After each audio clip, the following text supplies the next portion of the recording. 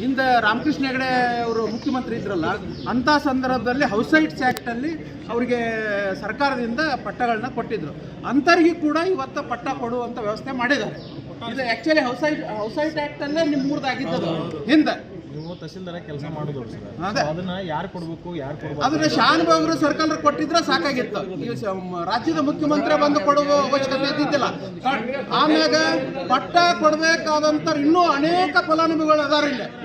ಈಗ ಉದಾಹರಣೆಗೆ ಏನು ಈಗ ಹೇಳಿದ್ರೆ ನಮ್ಮ ಸಾಹೇಬ್ರ ಶ್ರೀರಾಮ್ ಕೊಪ್ಪ, ಅಲ್ಲಿ ಅನೇಕ ದಲಿತರು ಗುಡ್ಡದ ವಾಸವಾಗಿದ್ದಾರೆ, ಅಂತರಿಗೆ ಕೊಡಬೇಕಾಗಿತ್ತು.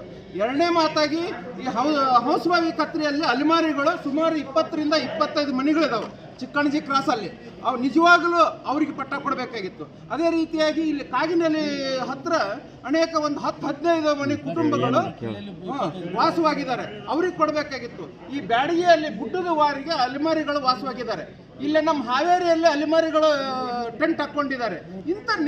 ಇಂಥ ಫಲಾನುಭವಿಗಳನ್ನ ಹುಡುಕಿ ಕೊಡುವುದನ್ನು ಬಿಟ್ಟು ಇವರು ದುಡ್ಡನ್ನು ಹೊಡೆದು ಆಮ್ಯಾಗ ಹಿಂದೆ ನಮ್ಮ ಸರ್ಕಾರ ಪಟ್ಟ ಕೊಟ್ಟಂಥವಕ್ಕೂ ಕೂಡ ಇವತ್ತು ಇವರು ಅವಕಾಶ ಮಾಡಿಕೊಟ್ಟಿದ್ದಾರೆ.